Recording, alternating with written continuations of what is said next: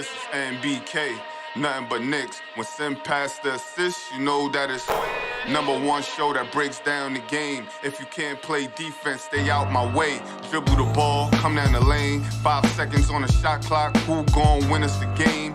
You wanna hear Nick updates and trade rumors? Post-game reviews, this the place you tune in. So tell a friend just to keep the ball moving. Like the page if you feeling the movement. Every game we coming to win. Give us a sub like a player that came off the bench. This is NBK, nothing but Knicks.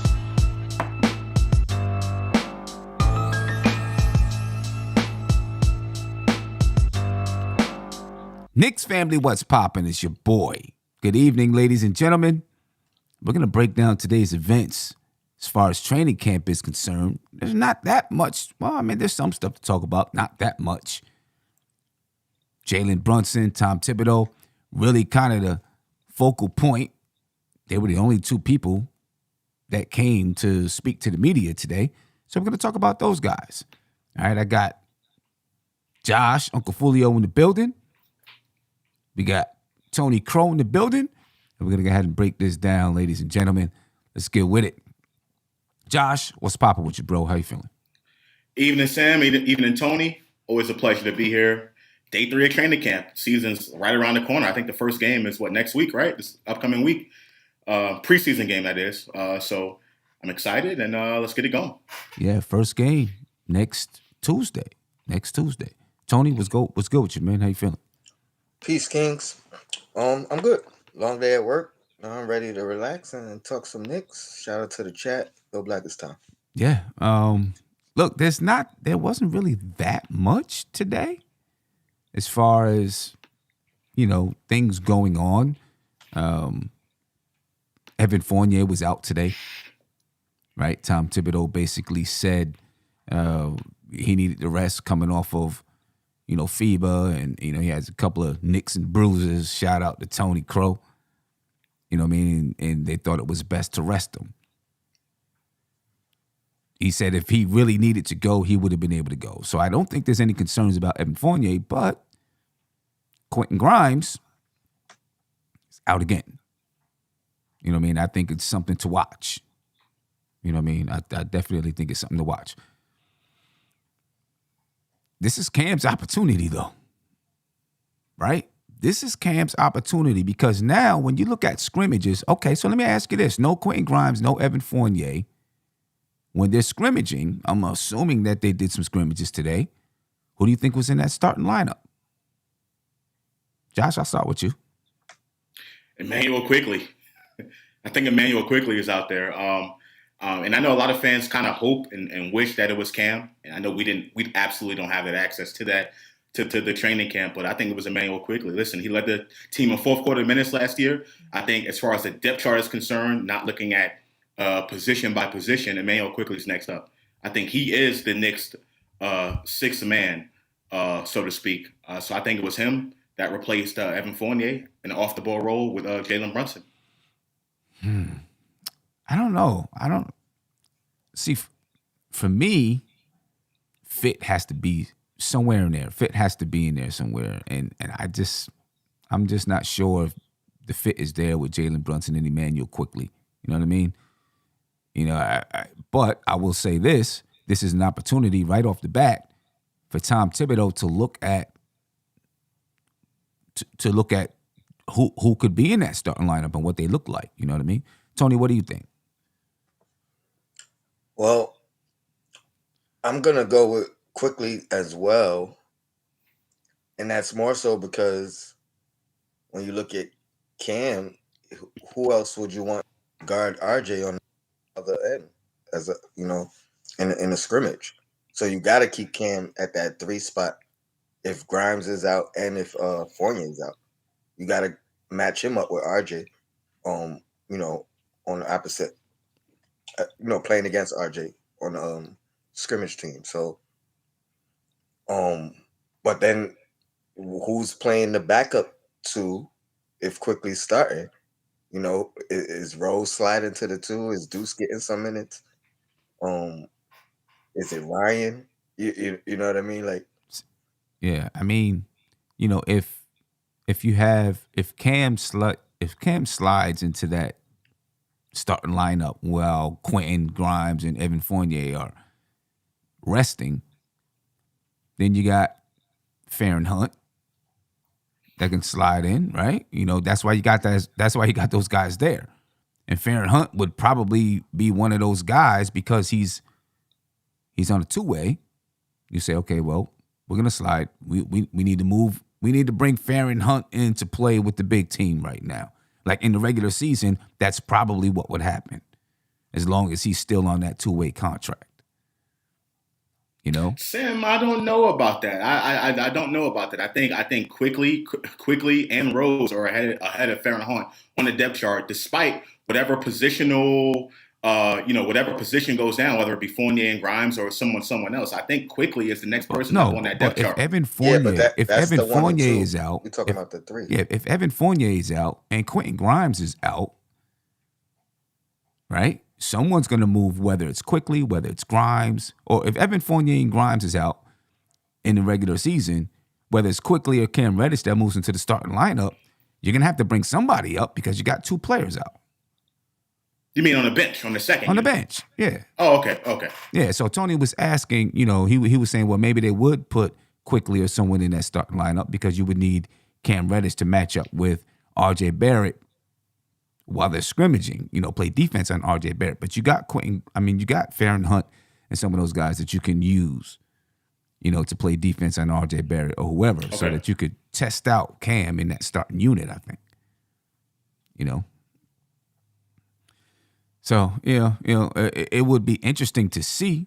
I don't know if they released any pictures. The Knicks are probably afraid to release pictures right now. You know what I'm saying? They released pictures yesterday, and somebody spotted Quentin Grimes in a boot. They're going to be like, Mitch got a Band-Aid on. You know what I'm saying? No. So, they probably don't want to release anything right now.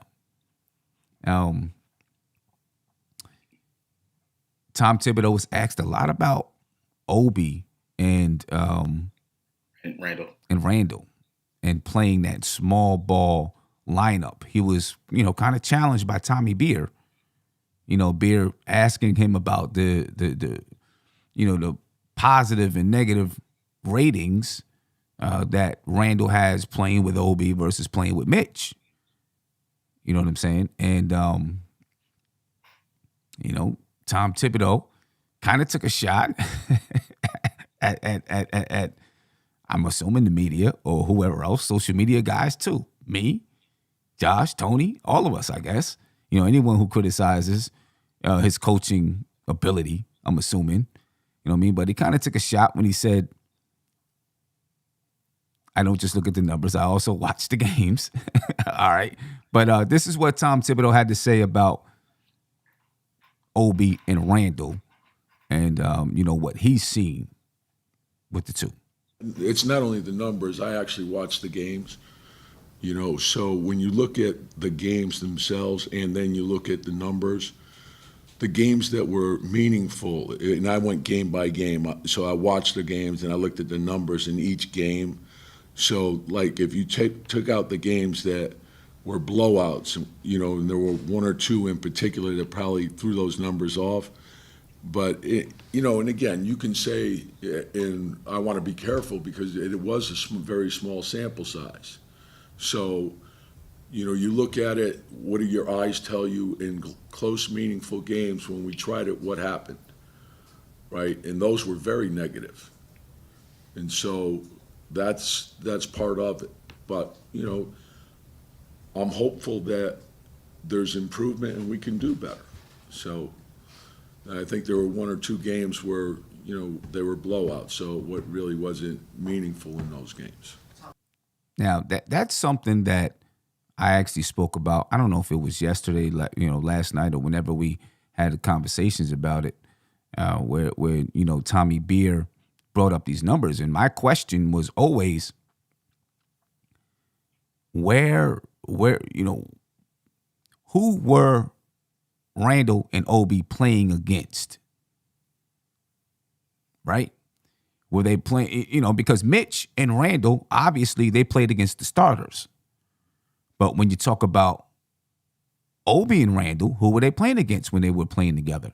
Were they playing against bench players? Were they playing in where like Tom Thibodeau said, where they're blowouts? And they were playing together in blowouts, because that makes a difference, and it can skew the numbers. You know what I'm saying?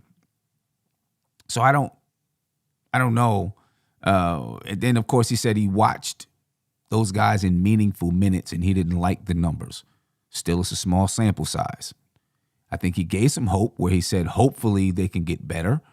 But I don't think he's too thrilled with it. You know what I mean?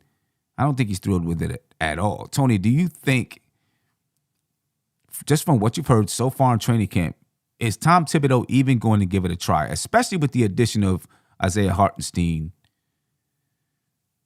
Does his addition make it more likely that he gives it a try? Or he says, you know what, I can go in a totally different direction and doesn't give it a try at all? What do you think? Then I'll come to Josh. Me personally, I feel like it's more likely that they play a big lineup with them two playing 3-4 and one of our bigs on the floor than the small ball lineup. Not saying we won't see it. It's not going to be something that is utilized often. It might be because of a matchup. You know, I think the first time we seen it, like you said yesterday, it was against a smaller center. Might have even been Sabonis at the 5 and Randall up against him, if I'm not mistaken. So in a lineup like that, we may see it to match up with the speed or something of that nature. Or again, it may be a blowout. Whether it's us getting blown out or us blowing someone out, it may be a blowout for him to give it a look. Knowing Thibodeau, knowing how he coaches, you know, him wanting to win, if he doesn't feel, he's not going to try it unless there's a window where he could fit it in, or you know, it's a matchup thing. And I think the matchup thing is less likely. It's probably going to be a blowout situation again, whether it's us up or us down. Yeah, I just don't understand what is the point of him doing it in a blowout situation if he doesn't trust it. You know what I mean? Like, why put him out? Why put him out there then?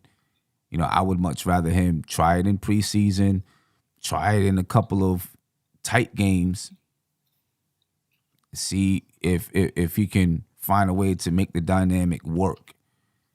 You know, To be honest, when I say blowout, most likely it's us down. Because knowing our history, knowing how we've blown leads, you know, you look at that 20-game stretch where we blew all those leads. I don't even think he takes the chance if we're up and trying it out. But if we're down and the game is seemingly out of reach, you never know. To me, that would be a time to experiment with some things. If you feel the game is out of reach, now you could. It's the same way you give the players that don't normally play some minutes. That's your opportunity to get a look at what they could do, how they play, things like that nature. So I think that would be the more logical time to experiment. If we're down 25, 30 points and it doesn't seem like the game is within reach to come back. My only problem there is just like he just said, you know, some of those minutes came in blowouts. So they might be able to perform well versus whoever they're playing against during that time. Right. I want to see them do it against tough defense, against rotation players. You know, Josh, what do you think? Yeah, Tony, I disagree with you slightly as far as the blowout situation or the end of game, fourth quarter, Knicks down by 25 or we're up by 25 situation, because I think in those type of situations, Julius Randle's not going to be in the game. He's going to be on the bench. He's a starter, right, and one of the best players on the team. And I think in blowout situations, he won't be playing. It'll be mostly your Farron Hunts and the bottom of the rotation guys. But last season, I can't remember for the life of me. I can't remember what game it was. But I know, Sim, you and Andy did a breakdown at the end of the game, and you did like a Coach's Corner film. And I was in the chat. I was like, this is how the offense is supposed to look, with Randle at the 5 and Obi at the 4, I thought it was a successful offense. I wanted to see Tom Thibodeau run it a little bit more because the spacing, the floor was kind of spread out. I don't know if it was against Miami or Philly or some team. I just can't remember it right now. But I thought it was a great look, particularly from the offensive standpoint. But the thing is, everyone, and Thibs especially, is concerned about defense, rim protection, having Randall at the 5. And I think that's really what it comes down to here.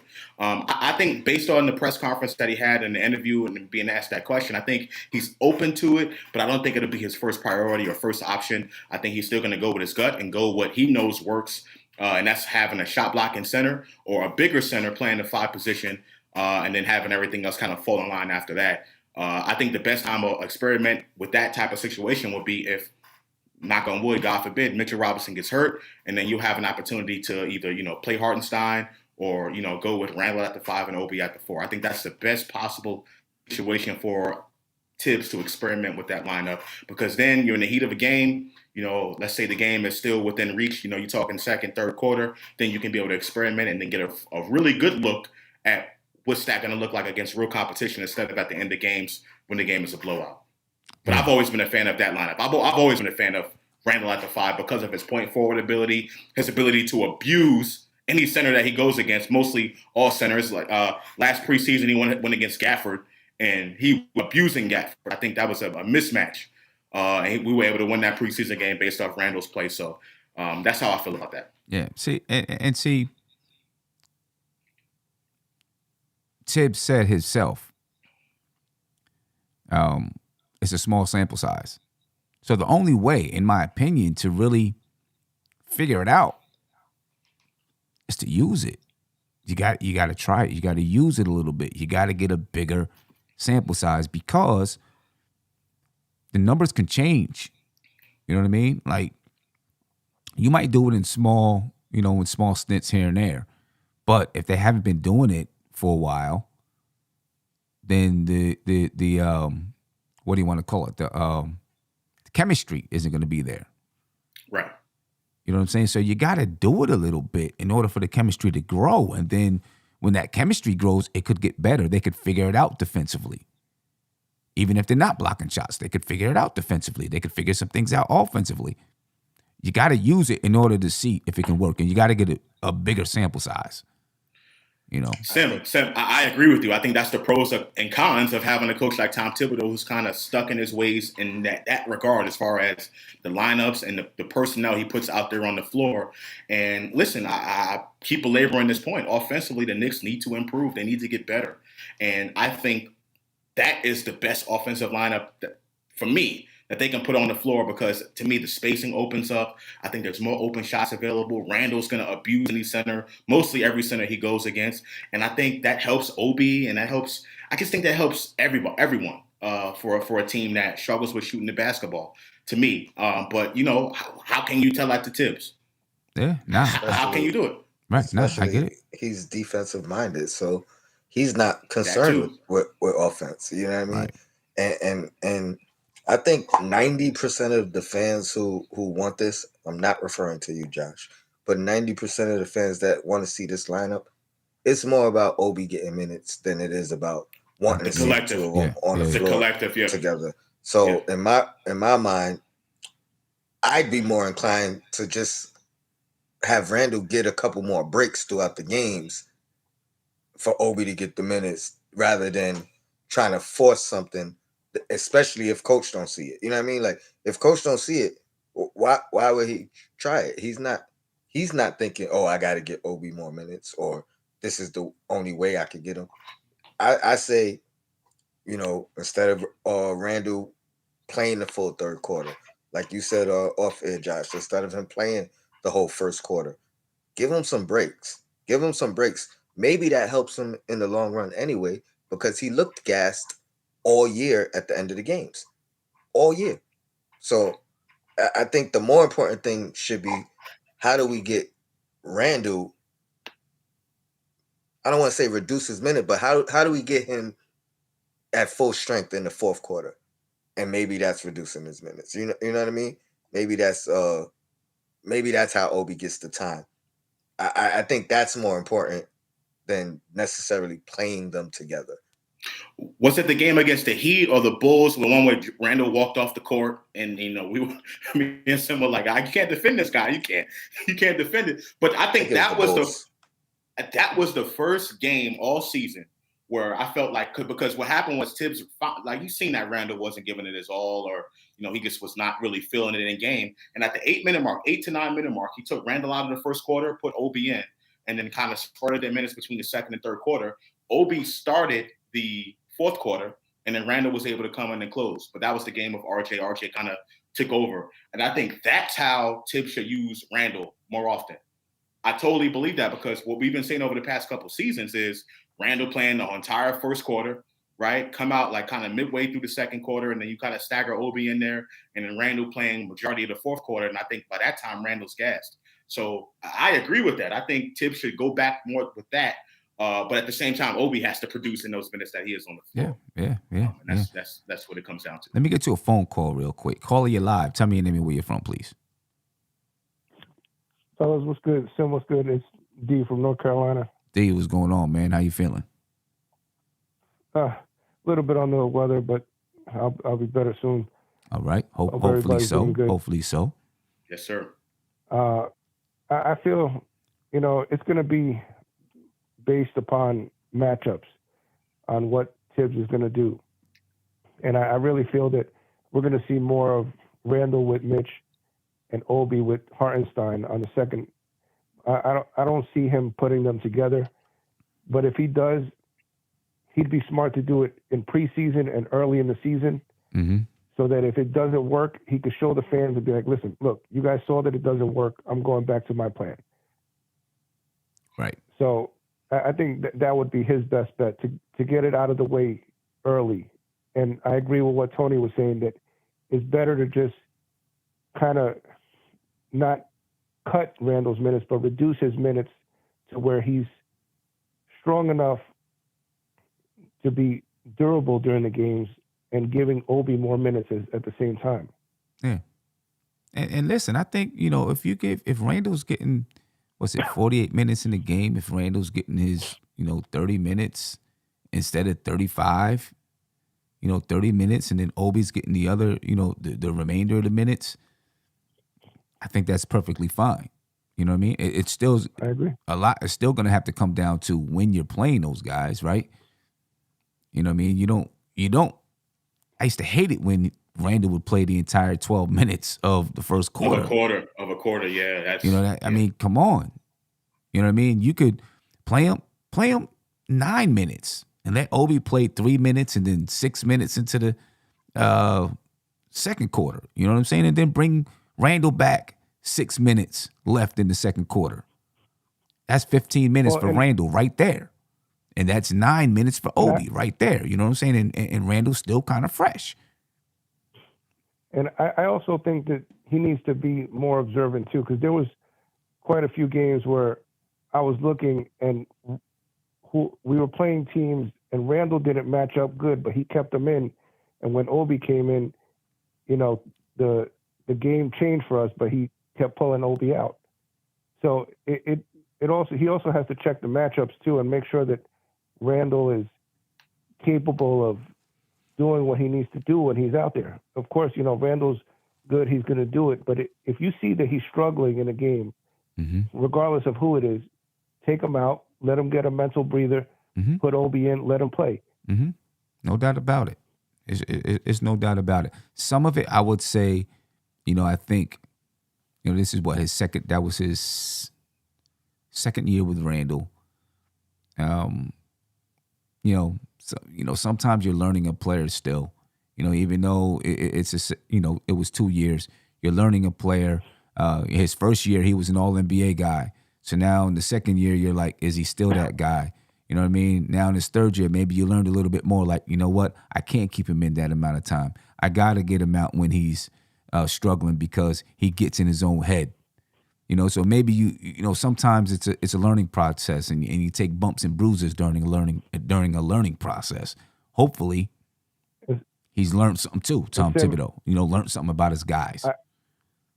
I also feel that's why I was so happy when I heard that they hired Brunson's father, because he's been with Thibs for so long that I feel that he has that door to be like, pull him out. He's not playing good. Yeah. You know, and he could speak to him the way that the other head coaches that were new under him didn't have that relationship. Right. I agree 100%. You know what I mean? And yeah. Because, I mean, when you think about the guys that's underneath him, Mike Woodson, maybe when Mike Woodson was there, probably wasn't afraid to say, hey, I think you need to do this or that, because Mike Woodson's been around. Thibodeau probably had that respect for him. You know, Kenny Payne, I mean, he's just getting into the NBA.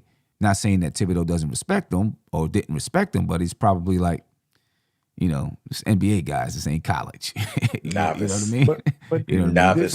This is also, it's also too with this, it's a different kind of respect with Brunson. It's a family respect. Yeah, I hear you.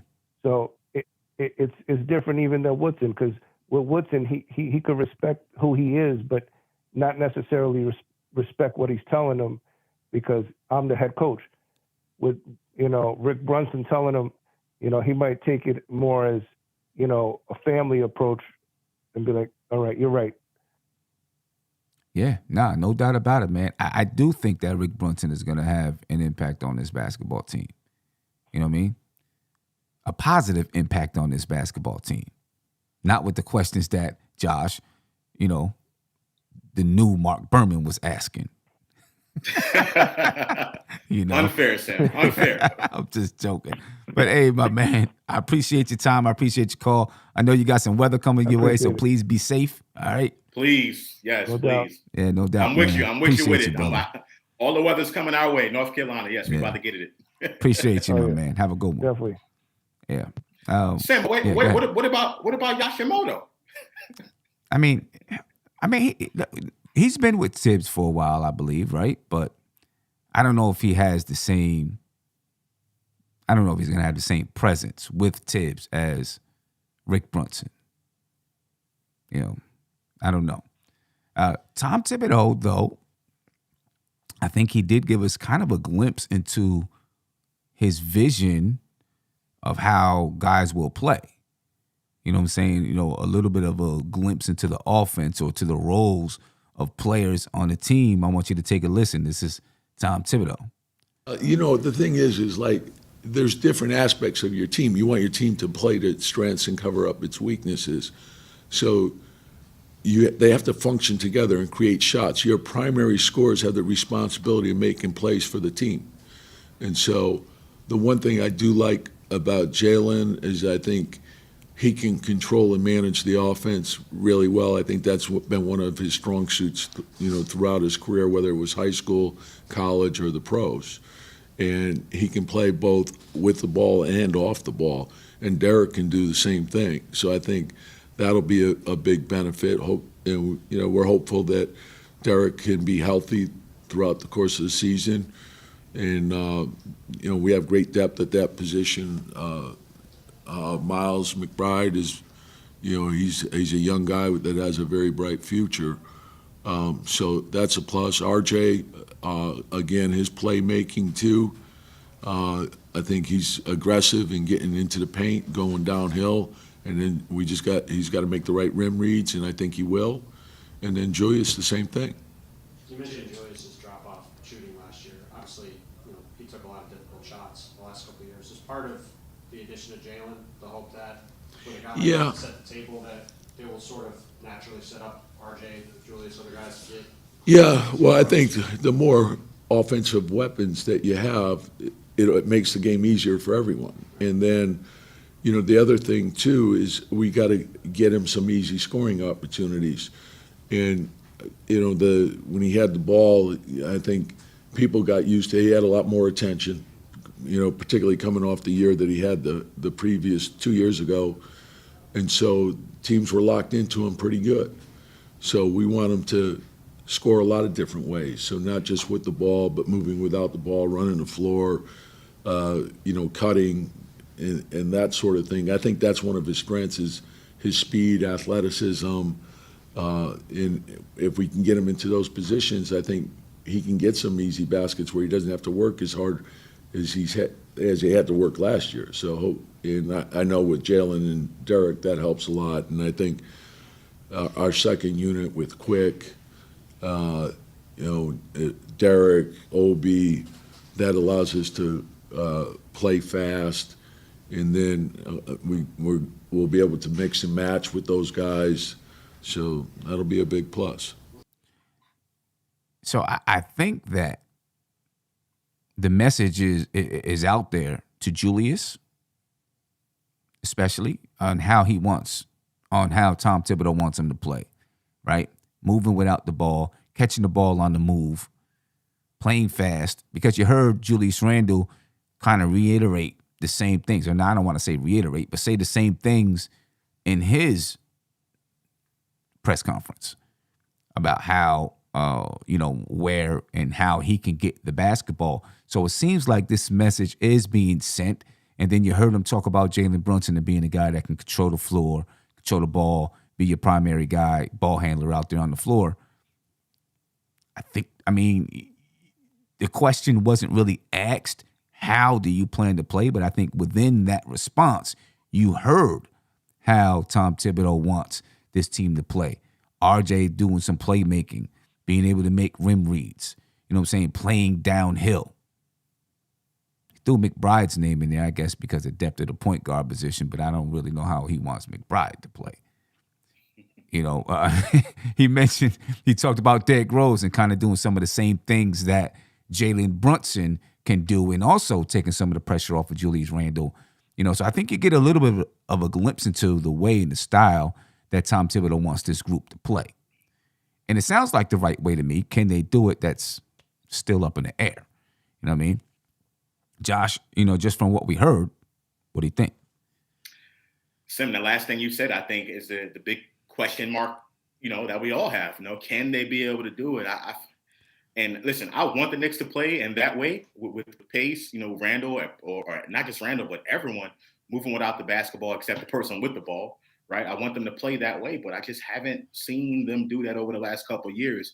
And looking at Thibs teams from the past, I just haven't seen them do that.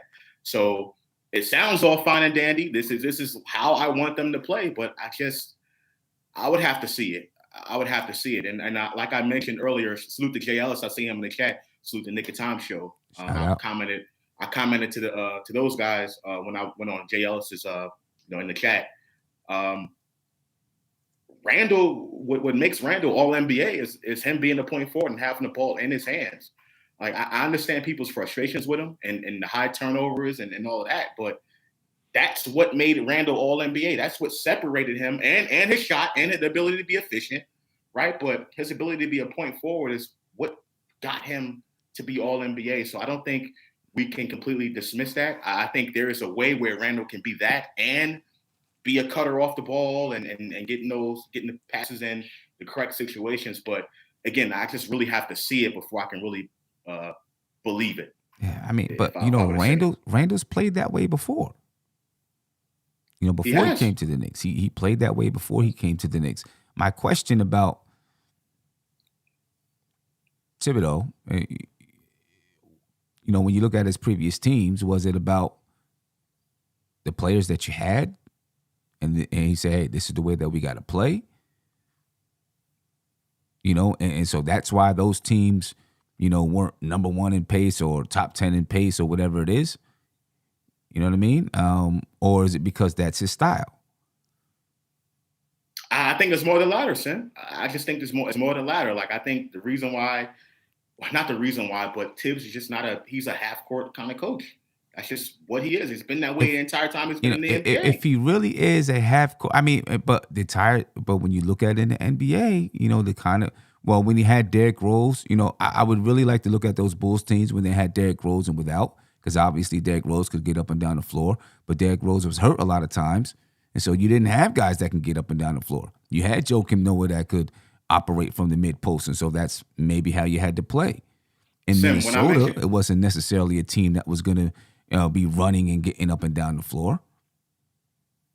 Well, right. But look at the Knicks team. Who do we have that can necessarily get up and down the floor, that can really – I think changed the dynamic of the entire team. But I see, just don't think that's my we thing. have those kind of I players. think that Julius Randle is that kind of can be that kind of a guy. He was doing it in New Orleans.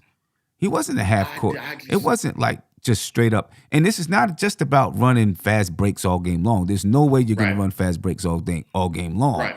You know what I'm saying? It's about even when you're in a half court, being able to keep the ball popping and moving. We've seen it in glimpses last year, but it wasn't sustainable. You know what I'm saying? In glimpses, you know, they would have a break 3 or 4 days off, and then you come back and all of a sudden you see the ball popping, bang, bang, bang, bang, bang, but it just couldn't sustain itself. You know what I mean? Sometimes those things take time to grow and learn.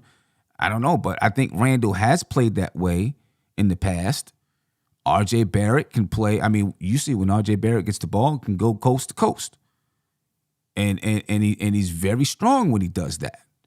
You know what I'm saying? When I say pace, I'm not looking at like the Knicks running a fast break 7 seconds. I get that. That's kind of offense. I'm not looking at that. What I'm saying is, okay, yes, if the ball is moving, pop, pop, pop, pop, pop, right? You know, you get a shot early in the shot clock, right?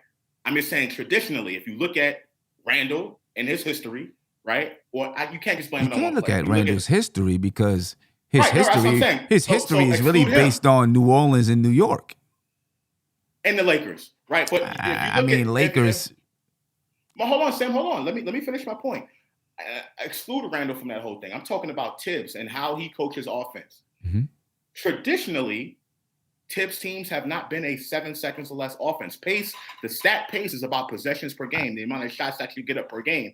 And traditionally, his teams have not been that, no matter who they have. I get it. I get it. But I don't think the Knicks have that much of a different type of personnel as far as skill sets that translate to something other than being a slow-paced half-court team. And you can be successful with that. I'm not saying you can't be successful. But what I'm saying is, he was successful. But listen, what I'm saying is, pace doesn't have to be 7 seconds or less, in my opinion. That doesn't have to be pace. People, that's the way that the NBA measures pace. How many shots did you get up? Well, that's what I was talking about. So to me, that's not necessarily pace. And I always talk about it. I think that's a bad measurement of pace. You know what I'm saying? Because you can play in a half-court set, and maybe you don't get the shot up until 15 seconds, but the ball is popping and moving. You've seen teams do it a lot. You see teams do it. The ball is moving, bang, bang, bang, bang, bang, and guys are cutting. Then when they find the right shot, they take the right shot, right? They still might not have gotten that shot up until, it might have taken them 15, 16 seconds to get the shot up, but the ball was moving and it was popping. To me, that is also a measure of pace, not just how many shot attempts you get. But you have to make the shot though. So I get that. I understand it. That's what I'm saying. Because that's what you're talking about. The ball has to pop, and you have to find the open shot. If you look at Dallas last season, Dallas played with a similar pace to the Knicks. Very, very slow. They don't get that many shots per game, but they were very efficient. So the ball was popping for them, and they had a guy like Luka, things of that nature. I just don't feel like the Knicks have that. They don't have that type of player, those type of players that can be super efficient from the field, except for Brunson, and that's what we're all hoping for and optimistic about. But I just got to see it. That's all I'm saying. I just got to see it. I feel like when you play and the ball is popping, and everyone's in rhythm. Now you're shooting in rhythm. Now it's easier to score in rhythm. Can they do it? We'll see. Like I said, we seen glimpses last year, but it was never sustainable. It would always slow back down, and then the ball would be held someplace and go one-on-one. We'll see if it can make a difference. Go ahead, Tony. I think there's just like a happy medium in between what both you guys are saying. Because Josh, if you're doing 7 seconds or less, which I believe is like the D'Antoni system. That's it. You know what I mean? But you gotta make them shots too. You know what I mean? So no matter what, you got to make the shot. You can make sure you get a shot up before 16 seconds on the shot clock every time. But if they're not good shots, what's the point? Well, because you get to get more of them. No, that's what I'm saying. It's about volume. Hold on, Tony, because you're right. No, you're hitting on something. But in Phoenix, their thing was about volume. That's what they were about. They were about volume. So the more volume you have, the more shots you put up, the more points you're going to put up. Statistically, that's just a fact. That's math. Not if you keep missing them. You still got to make them. But I'm saying, but if the more shots you take, the more shots you're gonna make. Statistically, that's math. That's fact. Yes, you have more chances to make them. That's what I'm saying. But the saying you're gonna make them, that's not a fact. They gotta go in. Like you could shoot 10 shots and miss all 10. You could shoot 100 shots and miss all 100. You know what I mean? Like it don't matter how many you take. If they're not good shots, then what's the point? And I think that's what Sim is trying to say. When the ball is moving and popping like he's saying, then you're getting better shots. So guess what? You may get less shots, but your percentage goes up because you're taking good shots. Yeah. So that's what I'm saying. There's a medium in there. You know what I mean? I agree with that. I think the good shot is more important than how many attempts you get. Here's what I will say: if you look at the stat of pace in NBA history, if you look at the stat of pace, the teams traditionally with the higher pace score higher. I mean, I'm just saying, I just don't like the way the NBA measures pace, because to me, pace is a measure of speed, not volume. Right. Can I just say one more thing about that? You know, I hear that. No, that makes sense. Yeah, a measure of speed and not volume. So you could play in a half court, and if that ball, and when I say pop it, I don't mean just passing, right? When I say popping, I mean it's moving with speed around the perimeter. Wherever it's getting to, it's moving with speed. G. Robinson said pace versus ball movement. I'm not talking just about ball movement, because you can be slow and have ball movement. You know what I'm saying? Like, I can hold the ball for 1 or 2 seconds and then make the pass here. Someone cut and they hold it for 1 or 2 seconds and then make the pass there. The ball might still be moving. I'm talking about pace. I got the ball. I quickly recognize that I don't have anything. I get it out my hands. That person quickly swings it to the other side of the floor. Someone quickly slashes to the basket. Boom, bam, it's up. You know what I'm saying? You can't outrun the ball. Yeah, so I'm more talking about the speed at which the ball moves, the speed at which the offense moves. Me, in the way that I do things, I equate that to pace, not just how many shots you get up. Because I feel like any team, I feel like, can get up a lot of shots. You know what I'm saying? I think any team can, because you can just run up and say, okay, you shoot it. I just look at pace a little bit differently. I think pace can come in transition. I think pace can come in the half-court set as well, at the speed at which you're able to move the basketball and be efficient. And the last thing I wanted to say about what you just said, Josh, about the teams with the higher pace or faster pace being the higher scoring teams in the league. Yeah, that's true. But look at those same teams and then look at the opponent's points per game. It's always higher against them. Tony. Because of Tony, that. Tony, I'm not arguing. I'm not saying the Knicks need to play a 7 seconds or less type of, because the Phoenix teams, we all know, weren't good defensively, right? Minnesota, the year after Thibs left, they scored a lot of points. They had a higher pace, but defensively they weren't as good. So I get it. There's a happy medium, like you said, right? But I think the point that I'm trying to get at is I want the Knicks to have more value. I want them to have more volume, because I think ultimately, right, by having more volume, you're going to score more points. And with the way the Knicks play defense already, to me, I feel like there could be a happy medium reach where the Knicks could, I guess, sacrifice a little bit of points in order to score more, right? Because defensively, the Knicks are going to play defense. They're going to play defense. That's how it's been the last 3 years Thibs was here, or like the last 2 years Thibs was here. So I just want a happy medium, like you said. I don't think it has to be one way to the extreme or the other way. I just want them to be in the middle, and that's the reason. That's what I'm basically advocating for. I want them to play at a higher pace, get more shots up. I get it. More shots will fall. I get it. I really just want them to put pressure on the defense. You know what I mean? And I think that pressure can come in a bunch of ways. You know what I mean? There's a lot of ways. Nick of Time Show said pace, part of pace is pushing the ball. He finds Obi for more half-court lobs than anyone at Sherwin. I think he's talking about, I didn't see the entire conversation, but I think he's probably talking about Emmanuel Quickly. But, pace does come with pushing the ball up the floor. That puts pressure on the defense. When you're in a half-court set, when the ball is moving, bang, bang, bang, and then you're attacking the basket, I think that puts pressure on the defense. When you hold the ball, there's no pressure on the defense. because the defense can rotate and get set. Rotate and get set. There's no pressure. You want to keep pressure on the defense. You want to keep them thinking, keep them moving. You know what I'm saying? Keep them afraid that someone's going to get to the rim. You know what I mean? And you do that by that ball, bang, bang, bang, bang, bang, bang, bang. I mean, but that's part of that 7 seconds or less, too. It puts pressure on the defense. You know what I'm saying? They know you're getting up the floor to try to get a shot up.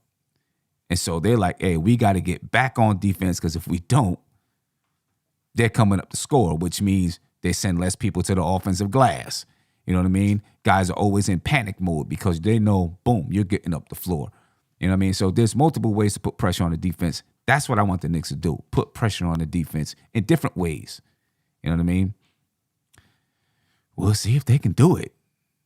We'll see. It's a big question. That's the big question. I do think we have some guys on the team that can thrive in that. Like Jay Ellis. I mean, look at what Obi did.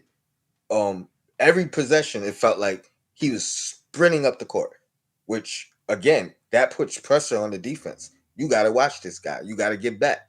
Like a lot of his easy baskets was because of him just running the floor. Sometimes to his own demise. You know, sometimes the rebound wasn't secured, and then he's all the way down court. You know what I mean? Mm-hmm. But that, like, he's a guy that I think can bring some pace. And then a lot of it has to do with the decision making of that lead guard or whoever's getting the rebound and bringing it up, because you gotta look up. You gotta keep your eyes up the field all the time. You know, Obi got missed a lot of times where he ran the court off a rebound and whoever got the ball didn't see him. So I think it's about IQ, like basketball IQ. It's about shout out somebody, I highlighted the comment, but it's about chemistry. Mm-hmm. Let me find it. So you know what I mean? Maybe the Knicks should have tried to hire Mike D'Antoni as an assistant coach.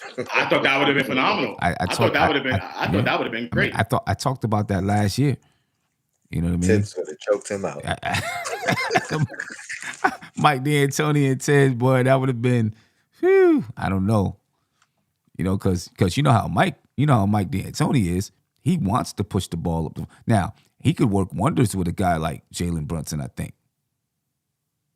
I think that's his type of point guard.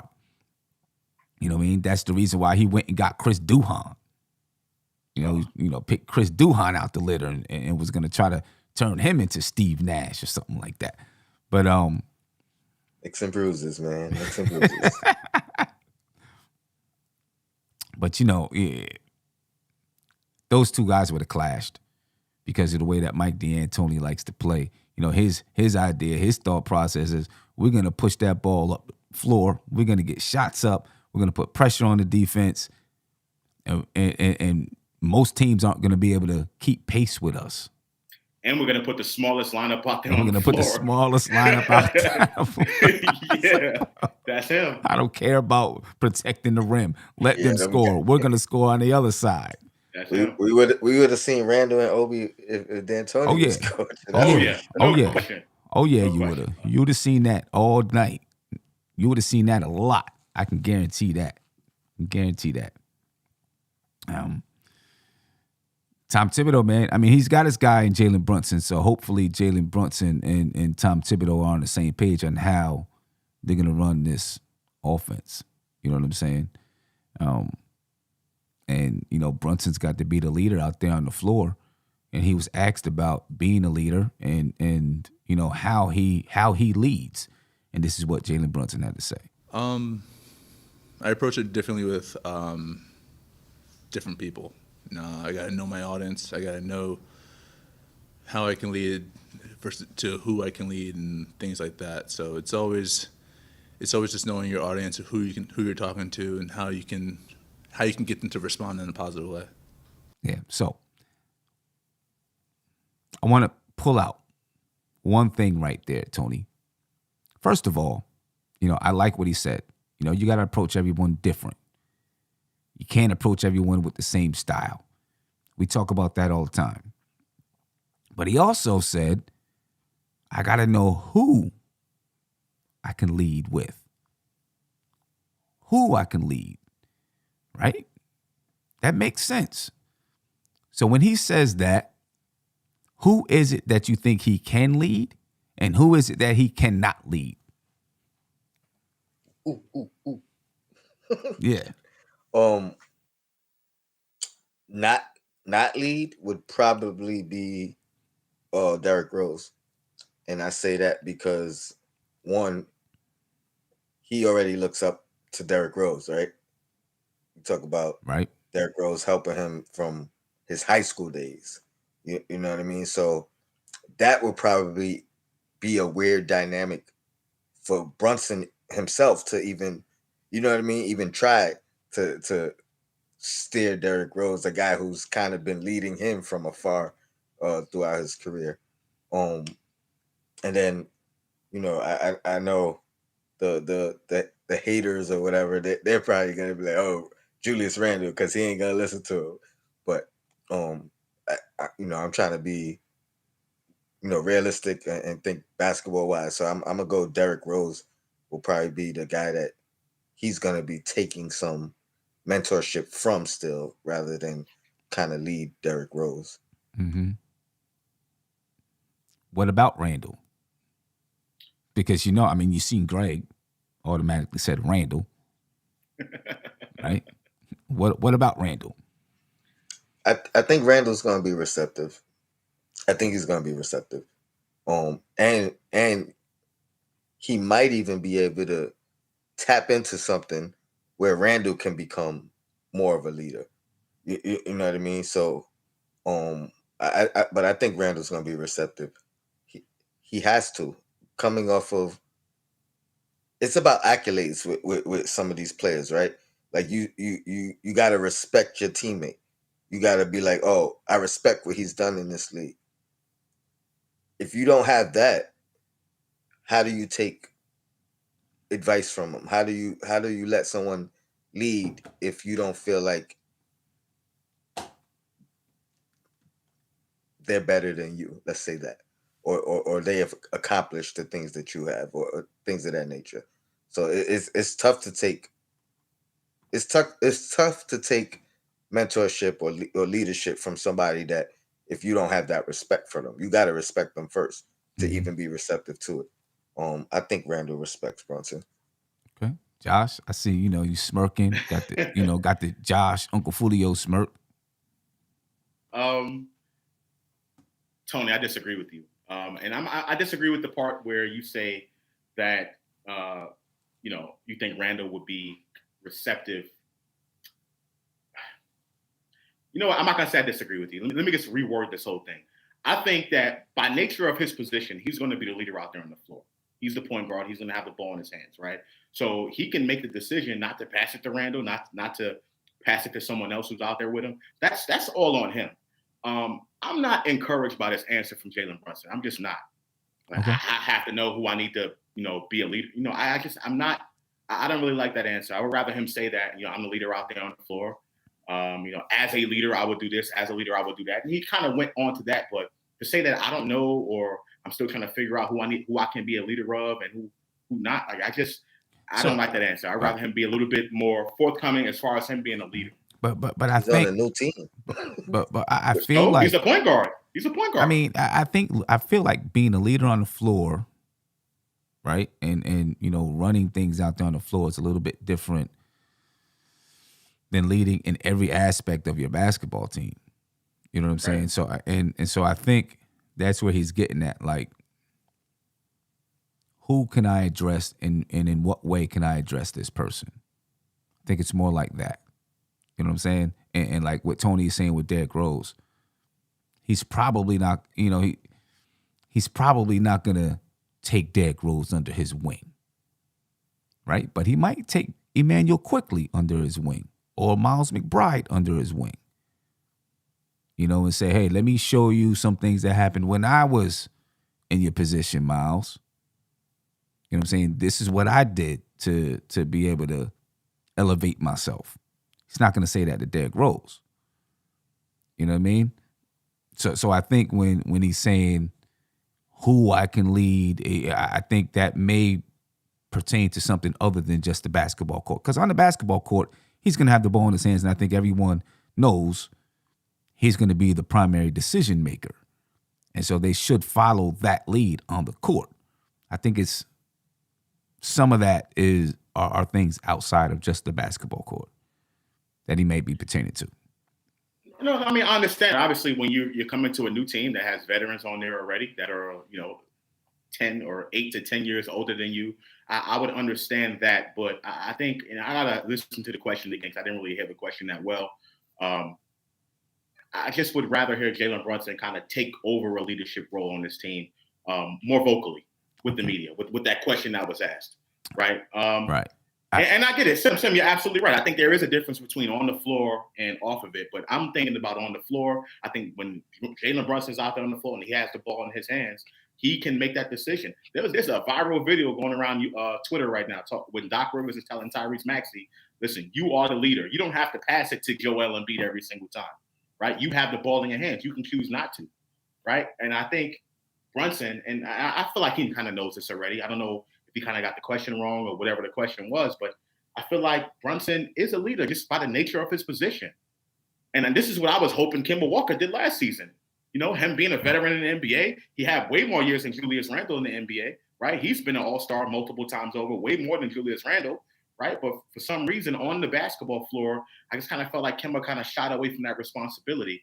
On the basketball floor, I want to see Brunson take over that role and, tell Randall, no, you're not getting the ball this time. I think he RJ, will. You're not getting the ball this time. I think he will. I think he will. I know, like you said, you want to hear him just verbally to the media say, yes, I'm that leader, I'm this. But I actually think by him saying, I'm working to fit in, is leading. Right? Because how would anyone feel if someone just comes in and it's just like, yeah, I'm the leader. I'm the leader now. What's that meme? What's that meme? Yeah, what's that meme with the African dude? Like, I'm the leader now. Whatever he say, you know the meme I'm talking about. Now. I'm the captain now, right? Like, you know what I'm saying? I think that is a good way to turn people away from you. You know what I'm saying? Like, oh, for real, that's how it is. But I think you come in, if you know your skill set as a leader, you come in like, listen, I'm part of you guys. We're gonna do this thing together. But in the same aspect, you're the one that brings everyone. Hey, let's go over here and hoop. Call them up. Hey, let's go over. What you guys doing tonight? Let's get into the gym. Let's go do this. Let's go do that. Hey, let's talk about some of these sets that we were doing. Right? You're still leading. You're still leading. Sim, I was talking about specifically on the basketball floor. That's what I was talking about. Okay. Specifically on the basketball. I don't know I have to listen to the question again. I don't know if it extended beyond that. But for me, listening to Jalen Brunson, I would rather him take over or not. I'm saying it all wrong. I would rather him express his willingness to lead on the basketball court because that's essentially what this team needs. That's why they brought him in here to lead on the basketball court. I don't think he said he wouldn't. He just acknowledged that you lead different players different ways. Just like a coach. You can't coach every single player you have the same exact way. Some guys you gotta push. Some guys you gotta tone them down. Some you know what I mean? Like it's the same thing. If you're a leader on the floor, you can't have the same approach to every single person. People have different personalities. So you got to figure that out and then learn how to adjust to that player's personality. You know what I mean? Or players have different games. So what about any of that has anything to do with leading though, Tony? Because you can be passive with a player and still be a leader on the floor. But I think what he was saying is he has to figure out each guy. You know what I mean? I get that point, but I think you can still be a leader by doing both, being passive with one player and being aggressive with another. That's what I'm saying. For me, and again, I have to listen to the question again. I will definitely go back and listen to that question. What part were you down on? The part that he didn't take advantage of himself saying, I'm going to be the leader. You saying he didn't necessarily not say that, oh, I'm not going to be the leader, but he didn't say that he was either. I think he did say that, but he acknowledged that he has to lead different people That's what differently. he said. Yeah, because they asked him what his leadership style is, and he said, each person knowing who I can lead, who can't lead, approaching each person differently. Nigga Time Show said, I'm worried. There it is. I'm worried about Brunson not trying to step on toes. Yeah. I don't want him to do that. I don't want him to try to not step on toes. I just want to, because that's what Kemba Walker did. Right? I don't think so.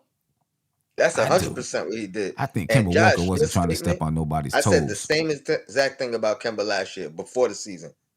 He controls if Randall gets the ball. He controls if RJ gets the ball. He didn't do that.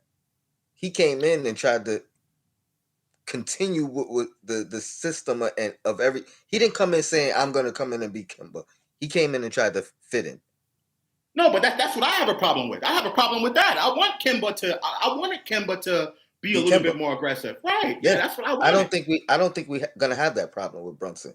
Even with everything he said, he knows who he is. He's been saying that like since he's got here. You know what I mean? Every interview I'm not worried about that. I know who I am. I just got to be me. He's been saying that the whole time. Yeah, I think what's missing with the whole thing is I think Kemba Walker was a multiple-time All-Star, right, on the floor. I think I personally expected Kemba to be a little bit more forthcoming, but he tried to fit in, right? I want Brunson to be different. I don't want Brunson to just kind of fit in. I want Brunson to take over the reins of leadership. That's all I'm asking for. I think we're all agreeing on that. Yeah, I think we're saying. I think he will. I just feel like, this. You don't have to be forceful about taking over the reins of leadership. You know what I'm saying? You can just come in and do it, even if you're saying, hey, I'm just fitting in with the guys. But all of a sudden, everybody's just like listening to you, paying attention to you because you have that presence about you. Prime example, then I'll get on to the next thing. I used to work in a juvenile detention center in Baltimore. And we had a kid come in. He's well known on the street. But when he came in, he followed all the rules. He didn't do anything wrong. You know what I mean? When it was time to exit the recreation room, get into our group sessions, he was the first one there. But every single kid there respected him. He was the quietest person in the room. Everyone respected him. He was also the starter of a lot of trouble, but he was quiet. You know what I mean? And so he didn't come in like, boom, y'all gonna follow this, you're gonna do this, you're gonna do that, or I'm gonna beat you up. No, he was quiet, he sat down, he followed the rules, but they all respected him because of his demeanor. You know what I mean? And they knew what he was about when he came in. I think it's the same type of thing. You don't have to voice it and be loud about it. Just do it. You know what I mean? And I'm waiting for the day Jalen Brunson sitting on the bench and knock somebody upside the head. Wait, Jalen or Rick? No, Jalen, right, Jalen or Rick. For real. They asked him about Fournier, right? And about the dynamic of playing with Fournier in the backcourt. And this is what he had to say. Yeah, I think Evan's capable of doing a lot. He fits his team, and I think coach is going to put us in the best positions where we can succeed. So I'm really not too worried about that. I think we'll find ways to win.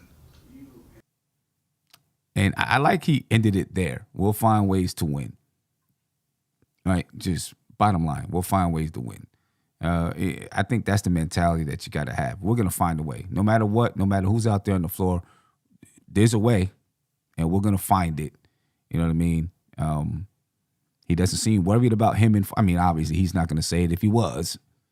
He's not going to say it if he was. Are you worried about Jalen Brunson and Evan Fournier in the backcourt playing defense? No, I've been saying this for the longest time. Listen, the Knicks were fine defensively last season. Collectively, I think they were fine with Kemba Walker in the backcourt. And we all know the defensive liabilities they had when we signed them. And I listen, all the same fans that are going crazy right now, wanting to start Grimes and going crazy over Evan Fournier's defense, are the same people when we signed them. They were all gung-ho. Yay, we got a three-point shooter. You knew Evan Fournier couldn't play defense when you signed him. When we signed him. Mm-hmm. Now all of a sudden, he can't play defense. We don't want him out there on the floor. But everything that we wanted him to do, knock down three-point shots. He did that last season. He did it. He made our offense better because of it. Now, collectively, our offense didn't do that great, but he did everything we asked him to do. Now, all of a sudden, everyone has a problem with the fact that Evan Fournier can't play defense. I mean, give me a break. To me, I don't have an issue with this at all. I mentioned the Knicks' defensive stats last season. We talk about opponents' points per game and a lot of the other defensive metrics, but look at last year in Dallas. They were one of the best defensive teams in the NBA with no shot blocker. And their backcourt was Jalen Brunson, who is 2 feet tall. I'm being, hyperbolic. And Luka Doncic, who can't play any defense. So I just don't understand this anxiety from the fan base about lack of defense from the New York Knicks in the backcourt. Yes, we're not going to shut teams down every single night. We're going to give up some points here and there, but I'm not concerned about this at all. Look at the stats. The stats that tell you Knicks will be fine defensively. I'm not worried about it. Hey, Tony? I'm not concerned either. More so because, excuse me, we got guys that can step up and fill in that role. Yeah. And I'm not concerned either. As a matter of fact, I feel good because I feel like both of those guys have a high IQ and can play good team defense.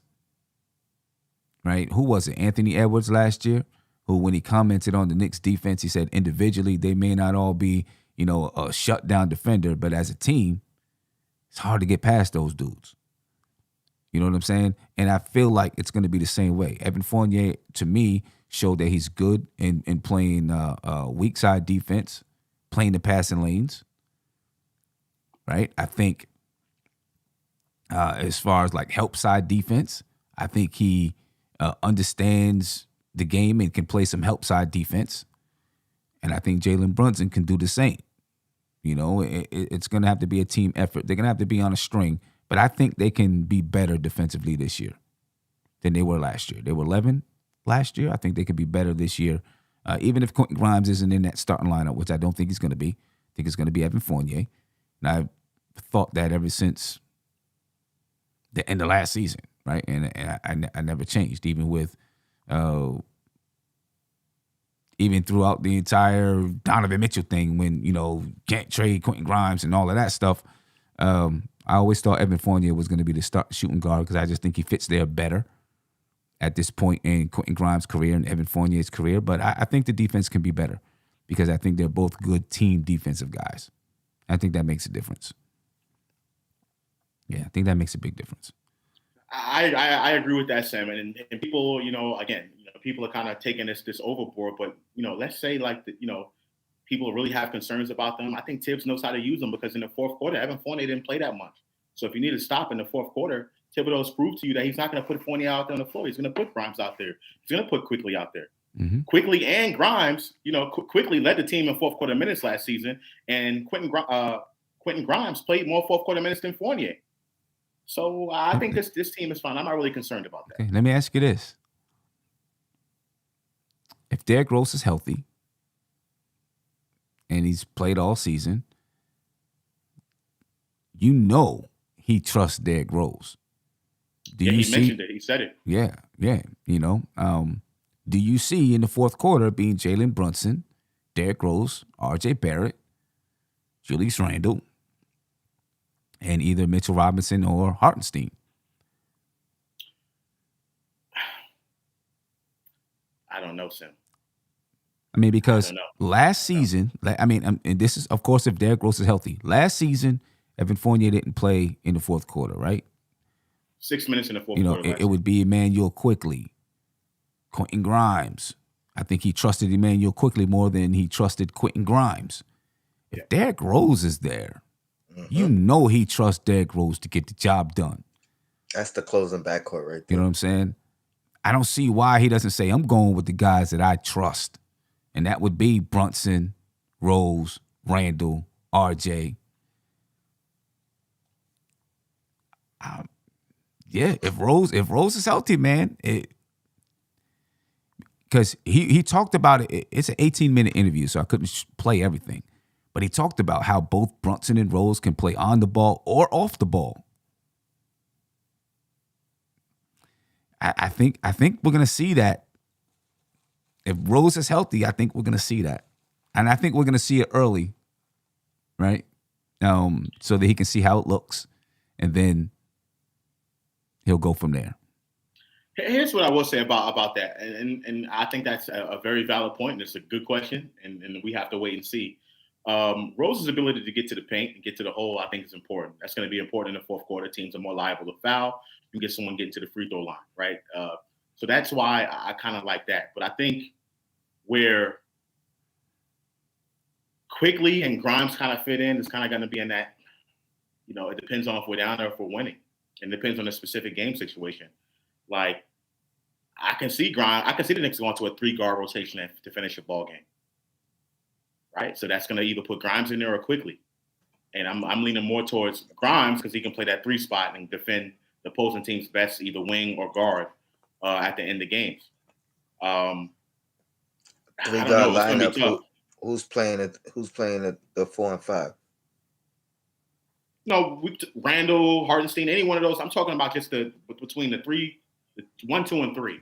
Those 3. It can be the combination. As far as the 4 and 5 is concerned, could be anybody, right? But that 3-guard, because we don't know who our backup 3 is going to be. Oh, let me ask you this then: what 3 guards are in the 3-guard lineup to end the game? Yeah, that's what I'm saying. I think it can be Grimes, Rose, and Quickly, or Grimes, Rose, and Fournier. I mean, not Fournier. Brunson. You actually, but depending on the matchup. So RJ's sitting or RJ's at the 4. That's why I'm asking. If we're playing a 3-guard lineup to close the game, and you're not including RJ as a guard in that 3-guard lineup. Well, look at RJ last season. RJ wasn't the tops in minutes in the fourth quarter last season. He wasn't. Again, if any combination of a 3-guard lineup, if you're not including RJ in that 3-guard lineup, is he sitting or is he playing the 4? He would. I think. I don't know. It depends on the matchup at that point. It really depends on the matchup at that point. That's the only reason why I see a 3-guard lineup as a difficult. You know what I mean? Like, I can see RJ playing a little bit of 4, whatever, but then who's at that 5? Is it a small lineup with Randall at the 5? Is it a Hartenstein? Is it Mitch? I'm just going by based on what the stats from last season. RJ Barrett didn't really have that many high fourth quarter minutes last season. He didn't. It was Quickly, and then there was a few other players before that. I think he didn't play early in the 4th, but I think he played late in the 4th. I'm talking about collectively, total. Right, but I'm talking like when it came down the stretch of the game. I think RJ was out there on the floor unless he was just having a terrible, terrible game. Right. I think this year RJ's going to be out there. That's just what I think. I think RJ's going to be out there on the floor in that 4th quarter. I'm telling you, I think it's Brunson, Rose, RJ, unless Rose is hurt. But if Rose is healthy, assuming he's healthy, I think it's Brunson, Rose, RJ, Randall, and then between Mitch and Hartenstein. I think that's going to be his closing lineup. Now, obviously, you think Rose will be the 6th man? You think Rose will be the 6th man on this team? To me, it doesn't. To me, I don't know if it has to be who's the 6th man or the first man off the bench or any. I think it's in the 4th quarter. It just comes down to who do you trust, who do you feel can get it done, and that's why I think Derrick Rose will be out there, especially if it's a close game. Yeah, because he knows Derrick Rose can get it. Still, Derrick Rose. He still has a lightning quick first step. He can knock down the 3, shooting a high percentage from the 3. You know what I'm saying? He can hit clutch shots. So, his mid-range is money. And I think Brunson ends up being the off guard in that lineup. like that's how much Thibs trusts Rose. Yeah. That's his guy. That's his guy. And Jalen Brunson may end up being his new guy.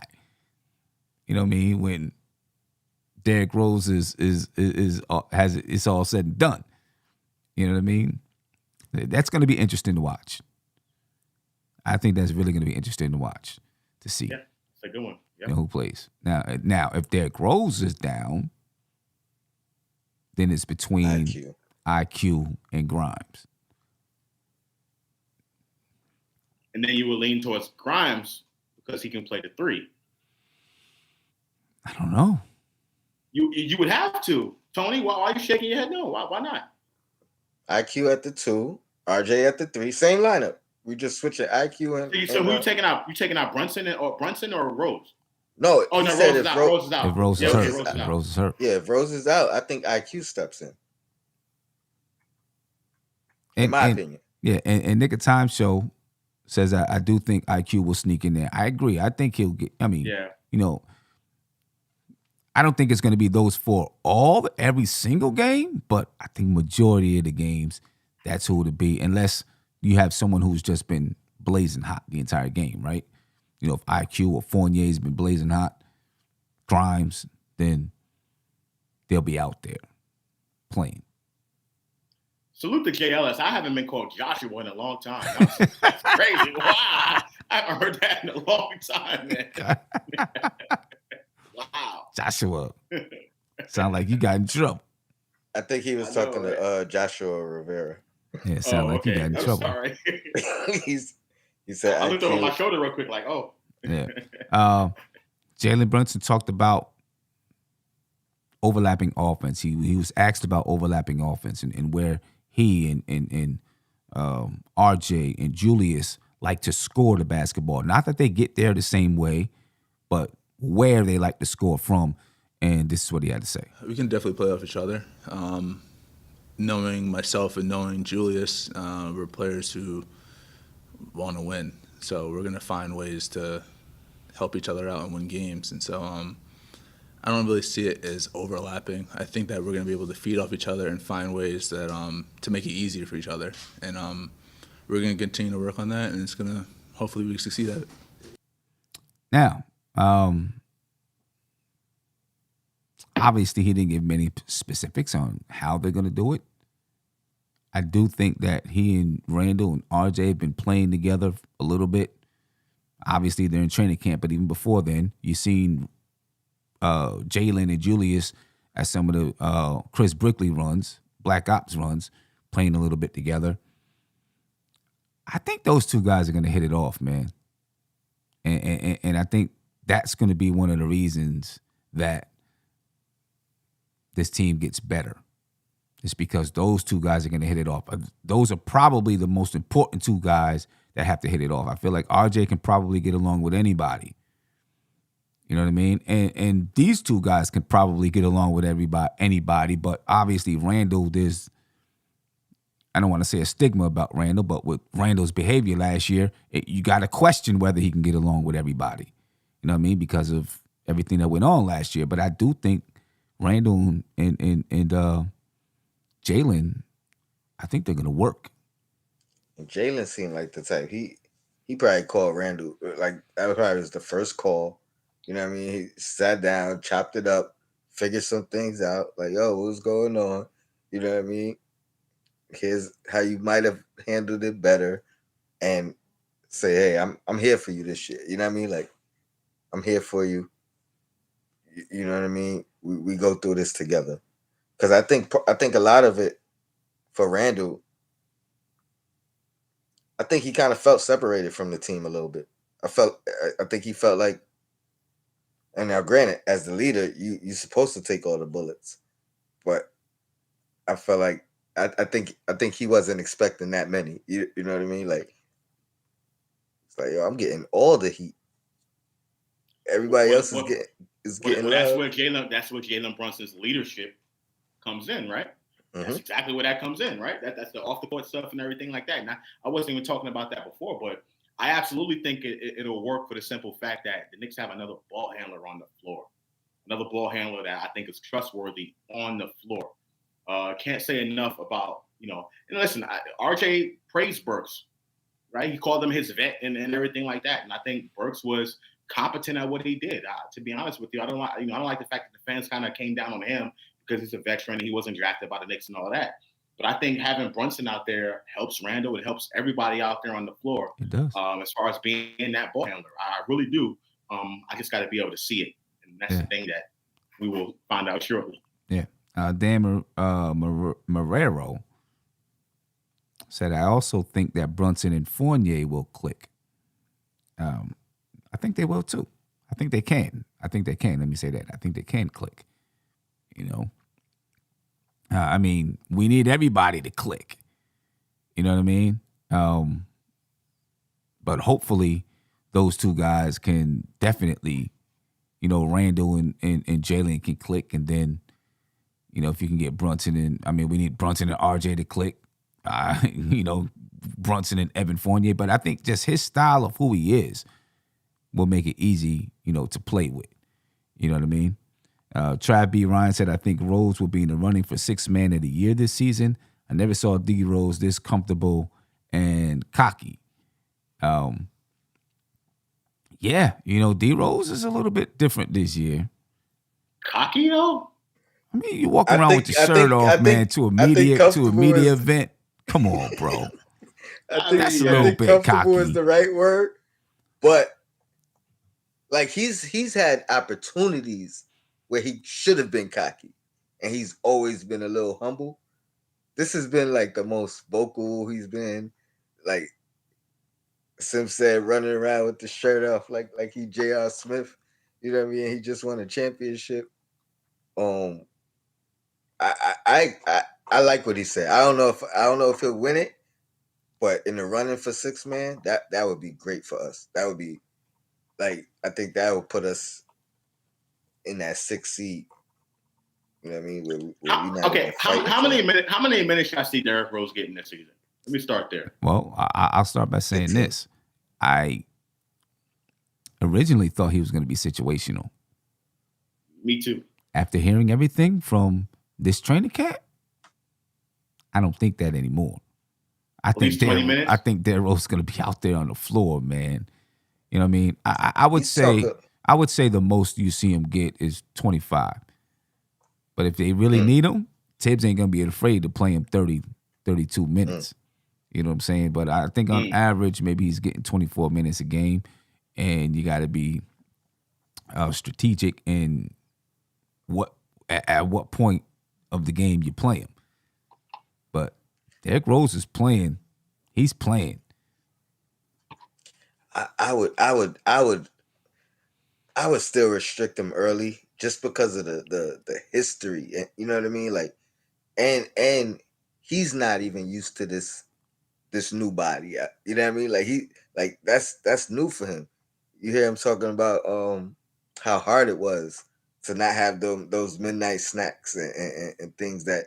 So obviously, he hasn't been doing that his whole career. You know what I mean? Like this is new to him. So even with that, I would try to minimize it. But I think unless we need him and all that, I agree. He's gonna be out there. I mean, but I want to preserve him. I want to preserve him. Yeah, I mean, I think it's new and it's not new because he played at this way early in his career. You know what I'm saying? Yeah, though. That's what. I said that's rookie year. That's what 10 years ago, 11 years. Yeah, I mean, but but probably for the first, you would say probably the first 4 years of his career or something like that. He was, around the same weight. So I think he probably knows how to play with it. He's going to have a little bit more speed, but then a little bit less strength to handle the bumps too. So he might have to adjust to that a little bit, but I don't think he's going to have a problem adjusting to that. My only thing with saving him, I understand what you're saying. I understand what you're saying, but he's got to play because if you just try to save him, then he's not going to be in rhythm. You know what I mean? I mean 15, 20 minutes, you know what I mean? Unless we need him. I would hope the average is about 15 to 20. And then obviously those nights where either he got it going or we need him, for the win. You know, he squeezed in a little 25. That's a big difference, though. So 28. 15 to 20 minutes that's a huge difference. I think that's huge. 15 to 20 minutes, 15 minutes compared to 20 minutes. Yeah, that's big. Yeah, somewhere in there. It's crazy to me though, Tony. You know, like you're saying, it's crazy to me that this is like the first time in his career that he's been eating healthy. I don't want to say eating healthy, but I mean, but he literally was like, you know, it was hard. I'm not it was hard. Yeah, like I'm not door dashing ice cream and chocolate cookies. You know, I'm not eating the chips at night. I'm like, oh man. So like, I mean, meanwhile, he even tried to blame the kids. He was like, you know, they get. I was ordering it and eating it with the kids. Yeah, you know, and meanwhile, LeBron, you know what I'm saying, is going to AAU games. He ain't even buying from the concession stand. He's bringing his own bag of, you know, nuts and things. That's amazing. You know what I mean? Because he's watching what's going in his body. It's crazy. You know what I mean? That he didn't. But, you know, that's Derrick Rose. Obviously, we know, you know, he came from a different background. So did LeBron. The people that you have around you are important. Oh, yeah. You know what I mean? The people that you have around you, coaching you, even, you know, you get coached and taught and mentored for the remainder of your life. It's always going to be someone older than you that can teach you something. You know what I mean? Yeah. And younger than you, too. You know what I mean? That can teach you something. So who you put around you, man, is so important. So important. And it just amazes me that he's just now paying attention to those things. Hopefully it works for him, though. Hopefully it works for him. Jalen Brunson also talked about pressure, and I think we all have heard this before. About the added pressure. For one, it's not really pressure to me. I'm just going out there and playing basketball the way I played for a long time, and two, I'm just gonna be myself. I'm ready to go, whatever it takes. And I think that right there really kind of sums up who he is. That's kind of what Tom Thibodeau was saying too. You know, he's gonna do whatever you need him to do. So what Tom Thibodeau was saying, whatever you need him to do, he can do it. You need him to play some D, he can play some D. You need him to score, he can score. You need him to get assists, he can get assists. He can do it. He can do it. You know, so hopefully that's what he brings, man. Hopefully that's what he brings. And you know, continues the Knicks. Well, the Knicks don't have a trend right now. I don't think. I don't feel like the Knicks have a trend. You know what I mean? You know, I read. I think it was. Let's hope not. I read who was on Twitter was somewhere, and we were talking about the Knicks record with this regime, and he was. And I think it was Alex. And he said, well, you know, you got to go by the current trend, but I don't think the Knicks have a trend right now. You know, under this regime, you had one season where they were above 500, made the playoffs, and then a season where they were below 500 and didn't make the playoffs. I think this season will begin the trend. If they win 43 games, you can say that they're on an upward trend. They win 37 games, I guess you could say they're on a downward trend. Or just mediocre trend, whatever you want to say, because they won 37 games last year. Obviously, if they win lower than that, then you can say that they were on a downward trend. Yeah, Sam, like I told you, listen, success is not linear. That's what I was also in that whole conversation. Mm-hmm. I don't think success is linear, particularly when it comes to wins and losses. I think being in the playoffs matters. And I think too often, not discrediting anything you're saying, but I think too often Knicks fans look at, well, the Knicks need to win this amount of games, they need to win that amount of games. They need to get to the playoffs. They need to show some success in the playoffs. And I get it, step by step, piece by piece, like Queen always says. But success for me is how well you perform in the playoffs in any given series. Not necessarily winning that series, but got to be able to get to the playoffs. That will tell us. I agree. Winning games in the regular season.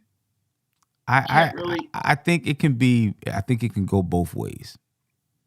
And you can, you know, like in the Eastern Conference, there was a time when you could win 37 games and be in the playoffs. Right, but how did you perform in that first round series, though? I mean, maybe you. I mean, who knows? I don't know. I haven't gone back and looked at all the teams that made the playoffs and won 37 games. But let's say you won 37 games and somehow, some way, your opposing team, you matched up well and you took them to 7 games. You still lost, took them to 7 games. Right. I don't that's know. successful to me. That's successful. But I don't know if that necessarily means you're really a good team. I think they're trending upward. Right. So Maybe. remember 2 years ago, I put the video out of the Knicks getting to the 4th seed. And I had the whole thing, if the Knicks don't perform in this first round playoff series, it's a failure. And everyone came, But I think depending on how many games you win during the season, that changes the expectation. It does. And I think if you get to the playoffs, let's say the Knicks get to a 6th seed, I think the expectation changes from where most of us think they're going to be now, which is like a play-in team that sneaks in and all that. I think the expectation changes when you get to a 6th seed. It does. It definitely does. But I also think, like Steph says, you got to go step by step. And, the first step is consistently winning, consistently being a winning team. And then, of course, you got to say, okay, now, what's the next step from there? Because in the Western Conference, I don't know what the teams are going to be like this year, but you might be able to win 30-something games and make the playoffs. Doesn't necessarily mean you're a good team, in my opinion. You know what I mean? I want to be a good team, and then because now you really have something to build on to try to continue to get better. If you make the playoffs with 37 wins, I don't know if that necessarily means you're a good team. What if they do what you said and force that first round team to a 7-game series? Then what? I still don't know if that necessarily means you're a good team. And matchups always matter. Yeah. Think about I mentioned this a while back, but think about those Raptors teams that were legit good teams. They just kept running into LeBron every single year. They won more than 30-something games, Tony. That's what I'm saying. The expectations I led with that. Those were good teams. So it could. This is the flip side. You could be a good team, and then you keep getting the matchup that is not favorable to you. You know what I mean? Like where if we didn't have to face this guy or this team, we might have been a contender, a legit contender. But we keep running into this team. You know what I mean? Like it goes both ways. Even like what Sin was saying with the 37-win team making the playoffs. A couple years ago, you could win 45 games in the West and not make the playoffs. You know what I mean? You could be a legit good team. No, that's not correct. Actually, you can win in the Western Conference. It wasn't that bad. I think 45 games. There was no team that won 45 games that didn't make the playoffs. That's not true. If I'm off by a game or two. But I'm pretty 44 games. You're not winning 44 games and not making the playoffs in the Western Conference. You're gonna a couple years ago. Absolutely. A couple years ago. I think a couple years ago. Let me see. I'm gonna look. I think there might have been something like that. Let me see. I'm on NBA.com right now. The Denver Nuggets, 46 wins, 9th seed, didn't make the playoffs. Okay, but they made the. Hold up. Okay. No, they didn't make the play-in. There was no play-in at this time. This was back in 2017-18. 46 wins didn't make the playoffs. The Clippers, 42 wins didn't make the playoffs. I mean, and, that was a legitimately good basketball team. So, I mean, listen, I agree. I want the Knicks to do good in the playoffs. You know what I'm saying? But I think, they got to take the steps, win basketball games. You know what I mean? Just win basketball games. And start to let it play out. You win basketball games, you get into the playoffs. Do something when you get into the playoffs. Okay, if you didn't do anything this year, now okay, look, we legitimately have a team that can get into the playoffs. Now we got to get into the playoffs and we got to advance in the playoffs. I think you got to, go by the steps, man. I think I'm just looking at the conversation that y'all were having before as far as, expectations and, where we expect the Knicks to be, right? And again, I'm just looking at playoff success because, again, to the Knicks fan base, winning 46 games, that's like, yay, everyone's having a parade. You know what I'm saying? And then, but I think the expectations rise for that because I don't think many people expect the Knicks to win 46 games this year. So if they do, right, the expectations rise a little bit, and you expect to perform in the playoffs at some point, depending on where your seating is and things of that nature. Because when we won 41 games, right, and I know it was a shortened season by 10 games, what have you, but we won 41 games. We got to the 4th seed, and I've mentioned that, the Knicks need to perform in this playoff series. We got gentlemen swept. And to me, I thought that was a failure because the expectations changed, right? And I get it, the matchups, things of that nature, but the Knicks beat the Hawks during the regular season 3 times. Yeah. I mean, I didn't look at it as a failure. I looked at it as a building block. That's the way that I looked at it. I looked at last season as a failure. Because they didn't win more. They didn't win that many games, or wasn't over 500. Both. No, because they didn't make the playoffs. They didn't make the playoffs. To be honest. Okay. You know what I'm saying? I looked at last season as a failure. You know what I mean?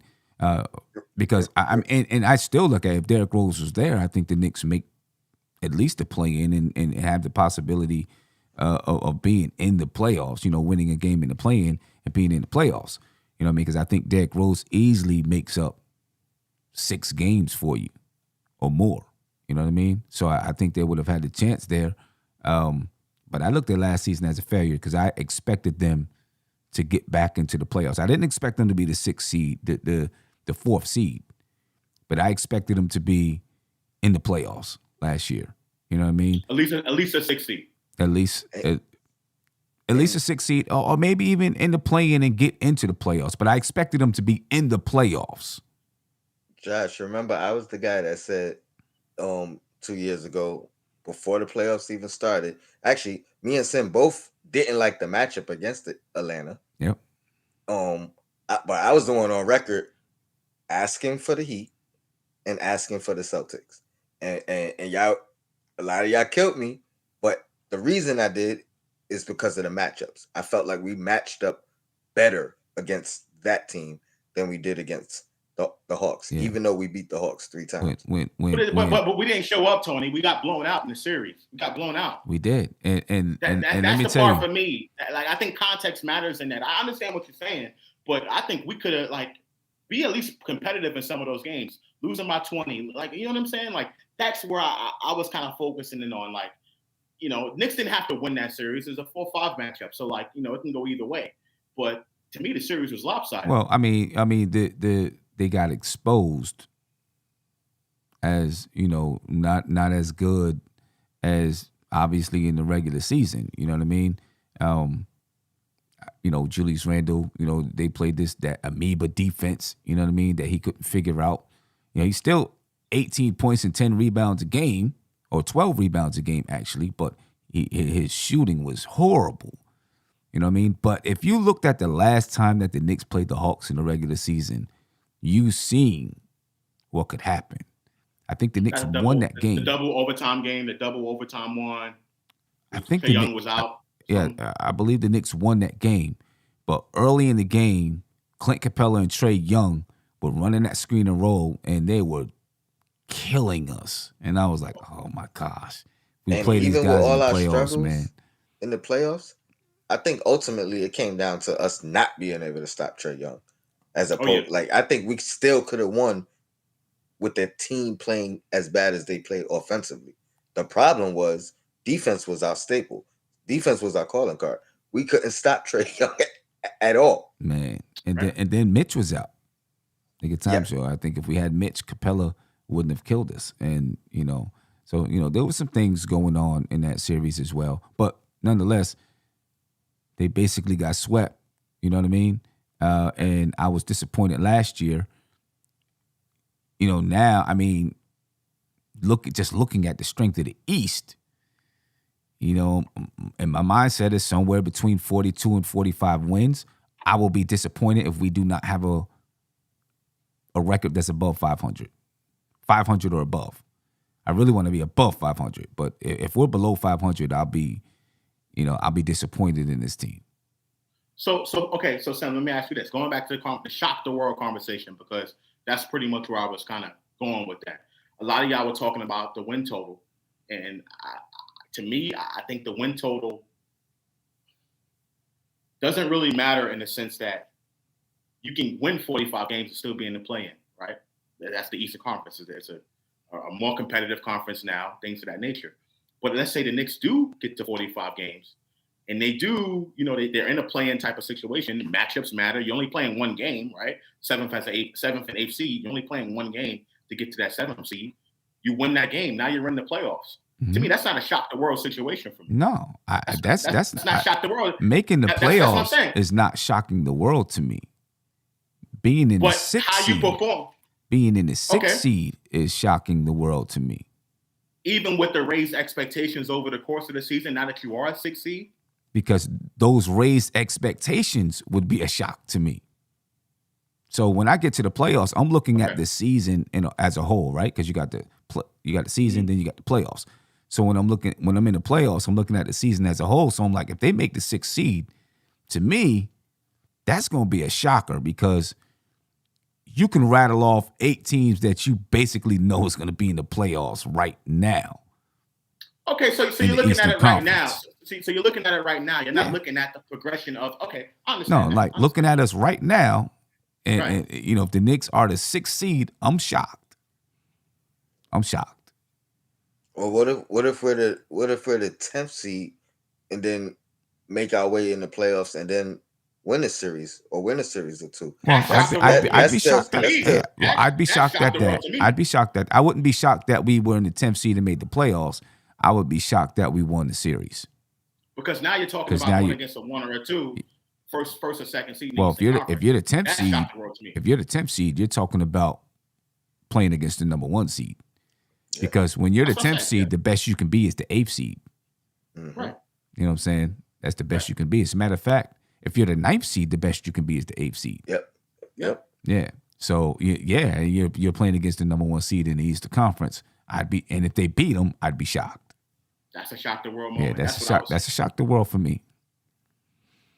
So I don't know. We'll see. I mean, all said and done, I really do like the makeup of this basketball team, though. You know what I mean? I feel like the Knicks have a lot of depth. I feel like they have. I continue to talk about the stability that they have, right? And having players that have been here for 4 seasons, played together for 4 seasons between RJ, Randall, and Mitch. You know what I mean? And then Quickly and Obi, have been here together this is going on their 3rd season. That's encouraging to me because when you look at Carmelo Anthony, not that any of these guys are Melo, but when you look at Melo, he had a whirlwind of players coming in and out. You know what I mean? Stability. It's crazy how many players he had coming in and out. So I like the fact that the team itself is stable. You got guys that have been together for a while. That's going to help to build chemistry. I feel like the team fits together better. And obviously, Jalen Brunson and Hartenstein, to me, are the 2 pieces that really make the roster. I hate using the word complete because that signifies to people that they're championship level when you say complete, but more rounded. Those 2 guys make the team more rounded, more well-rounded. Balanced. There you go. Right? So I do like the makeup of the roster. We'll see if it actually results into wins, ladies and gentlemen. We just got a few more days before we get to see the Knicks win. I mean, play. Before we get to see play. You said it right, Sam. You said it right. Play. You know what I mean? You said it right. Sam, I called you out on Queen's show on Dope Soul. I was like, listen, last preseason, everyone was so optimistic about the pace and the Knicks, scoring 120 points. And I famously quoted you by saying, the Knicks have a championship-level offense. In the preseason, they were scoring 120 points in the first 5 games of the season. They scored a ton of points, and then it went back to same old Thibodeau or same old Knicks offense. Well, at that being time, bottom they of the did. league. In the preseason. No, in the preseason, I got you. In the preseason, I got you. I understand. In the first couple of games or whatever, they did, but it reverted. That's like signing Mitch now and then finding somebody else that plays better later. Like, you made the right decision in signing him now. Just because somebody comes along and plays better doesn't mean you made the wrong decision back then. Even if they had questions. Who says that they had questions? I think they had questions. They might have just been like, we're going to take Mitch for who he is. We like who he is. You know what I'm saying? We like who Mitch is. You know, we're not expecting him to be a 3-point shooter or shoot the mid-range or handle the basketball. We're expecting him to rebound the ball, catch lobs, you know, maybe develop kind of a post game a little bit of a post game, and improve his free throws. That's what we're expecting from Mitch, and that's how we're gonna build with him. And that's why Hartenstein won't start. You know what I'm saying? So maybe not. But you can have that in your mind, and then things change. You get in a boxing match, you get punched in the mouth, your strategy might change. When you say, damn, this dude got some power. Maybe I should run. Yeah, sounds like incompetence to me. I'm more leaning towards the optimistic approach, Tony. I believe that the Knicks believe that Mitchell Robinson is going to be their starter for the next 4 years, and that's why they signed him. I believe that they believe that. I do. I believe that they believe that. Let's stay there. I believe that they believe that. And I believe that Mitchell Robinson is going to be the starter for the entire season. But he should watch his back because Hartenstein can do some things that Mitch can't do. That's what I'm saying. He can do some things that Mitch cannot do. That's all that I'm saying. That's all I'm saying. So Mitch should watch his back. Play the best basketball that he can play. That's all I'm saying. He acknowledged the skill set that Hartenstein brings. So it's not like he's unaware. You know what I mean? Like, right. We've seen Mitch in years past. He felt like, all right, these guys are kind of carbon copies of me. You know what I mean? Like I'm fighting for this.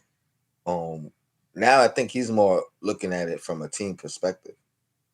This guy's gonna help me on the defensive end, you know what I mean, in practice. He's probably going to be motivated. He's probably not going to have a full arsenal, but I think he's going to be motivated to be able to add something. You know what I mean? Add something to his game. We don't know what it is yet, whether it's a jump shot, a jump hook, but I think he adds something just based off of the different dynamic that he's going up against in practice day in and day out. You know what I mean? He's going to. I think Mitch is going to be all NBA defense this year. Quote me. We don't need to quote you. It's on video. We don't need to quote you. Timestamp it. In order for the Knicks to be where we're all hoping them to be, Mitch needs to be all NBA defense. Okay. And I'm saying I think that's going to be Mitch this season. Timestamp it. Somebody needs to timestamp it. Yes. 142. We need that. We need to do that. 142. We need to do that show, the timestamp show, or remember when he said this? Yeah. 142. There you go. And if he's not all NBA, nothing less. I don't want to hear what he was close to all NBA. All he NBA was in the running. Defense. Yeah, all NBA defense. I don't want to hear, he was close to all NBA, or he was in the running, or, if someone didn't play that last game of the season and did such and such, Mitch would have made it. Nope, you said all NBA defense. First, second, or third. First, second, or third. Right? Tomatoes whenever you need my prediction is 12 and 12. 12 and 12.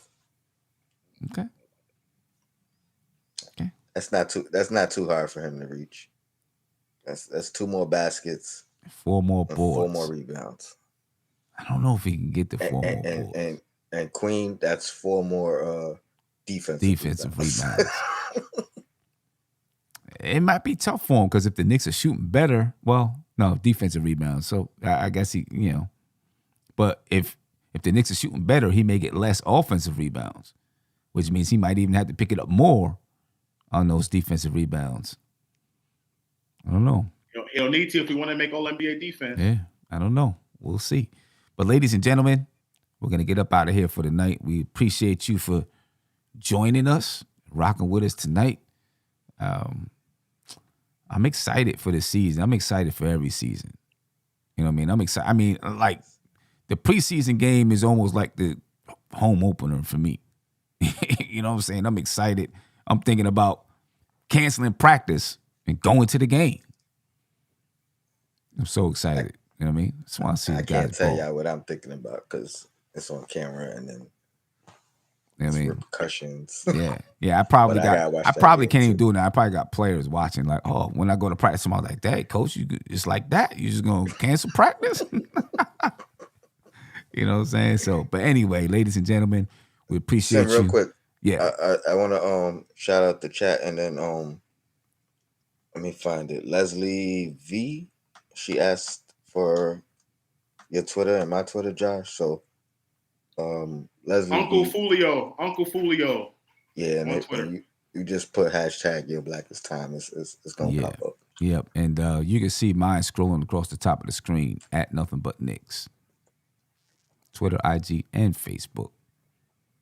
And for people who are out of, not in New York, if you're in Baltimore, DC, Philly, Atlanta, Charlotte, Miami, we have Facebook groups set up for those specific areas, you know, so we can try to connect people.